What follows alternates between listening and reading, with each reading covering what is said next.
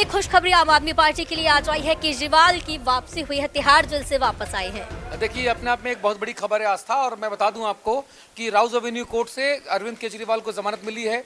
दिल्ली का तथाकथित शराब घोटाला, जिसे शराब घोटाला कह के भारतीय जनता पार्टी और कांग्रेस ने बहुत प्रचारित किया था, मैं इसे आबकारी नीति परिवर्तन का मामला मानता हूं। और अरविंद केजरीवाल को जमानत दे दी गई है और अरविंद केजरीवाल को जमानत राउज एवेन्यू कोर्ट से दी गई है। और इस जमानत के मिलने का मतलब ये है कि अब आम आदमी पार्टी दुगने जोश के साथ भारतीय जनता पार्टी के खिलाफ एक सक्रिय और मजबूत विपक्ष की भूमिका निभाएगी। तो ये इस वक्त की सबसे बड़ी खबर है कि अरविंद केजरीवाल को जो है वो जमानत दे दी गई है। दिल्ली की जो आबकारी नीति परिवर्तन जो मामला है, इस मामले में अरविंद केजरीवाल को दिल्ली की राउज एवेन्यू कोर्ट ने जमानत दे दी है। तो अरविंद केजरीवाल को राउज एवेन्यू कोर्ट से जमानत मिल गई है और आगे जो भी डिटेल्स हैं वो डिटेल्स हम अपने दर्शकों तक सबसे पहले पहुंचाएंगे। लेकिन सबसे बड़ी खबर यह है कि अरविंद केजरीवाल जो दिल्ली के मुख्यमंत्री हैं और जिनको सिर्फ गवाहों के बयानातों के आधार पे जो है वो जेल के भीतर डाल दिया गया था, अब उनको जमानत दे दी गई है। क्या कोई इसमें शर्त भी दी गई है, किसी शर्त के आधार पर दिया गया हो जमानत? अभी हम डिटेल्स का और इंतजार कर रहे हैं, लेकिन फौरी तौर पे जो खबर यही है कि अरविंद केजरीवाल को जमानत मिल गई है। और इसकी क्या शर्तें हैं, क्या उसमें उन्होंने एम्बार्गोज लगाए हुए हैं, क्या उसमें उन्होंने बाकी शर्तें रखी हुई हैं, ये अभी देखना बाकी है। इसका इंतजार हम कर रहे हैं। अभी बताया जा रहा है कि 1 लाख के मुचलके पे केजरीवाल को जमानत मिली और इससे पहले जब चुनाव प्रचार किया जा रहा था तब भी केजरीवाल बाहर आए थे। तो ऐसे में अगर पूरा सिनेरियो देखा जाए तो आम आदमी पार्टी के लिए एक बड़ी खुशखबरी है। तो क्या लगता है कि मनीष सिसोदिया को भी कोई राहत मिल सकती है इसके बाद? देखिए, अब अरविंद केजरीवाल को जमानत मिलने का मतलब जो है वो ये है कि अरविंद केजरीवाल के पहले मनीष सिसोदिया जेल में गए थे, सत्येंद्र जैन जेल में गए थे, विजय नायर जेल में गए थे, बाकी और कोई लोग जेल में थे। तो क्या अब एक एक करके उनको भी मिलेगी क्या जमानत, ये देखने वाली बात है। लेकिन ये जो जमानत है ये मनी लॉन्ड्रिंग केस में मिली है।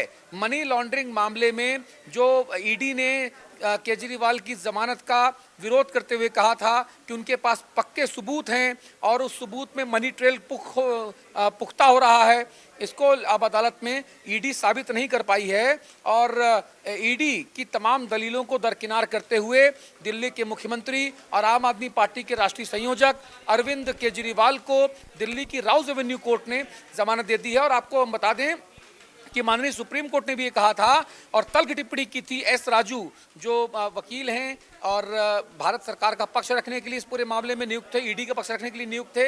उनसे पूछा था कि क्या आप ये चाहते हैं कि किसी को दोष के आधार पे अनंत काल तक जेल में रखा जाए? तो उनके पास कोई जवाब नहीं था।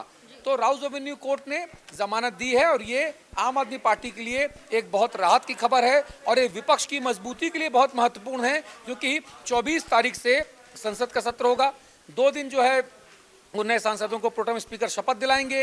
27 तारीख को आई गए, 26 से 27 तारीख को लोकसभा अध्यक्ष का चुनाव होना है। उसके बाद 3 तारीख को जो है वो लोकसभा राज्यसभा में 2 और 3 तारीख को नरेंद्र मोदी जी प्रधानमंत्री हैं, वो अपना भाषण देंगे। इसी भी 27 तारीख को राष्ट्रपति महामहिम द्रौपदी मुर्मू जी का वो अभिभाषण है, फिर उस अभिभाषण में धन्यवाद प्रस्ताव ज्ञापित किया जाएगा।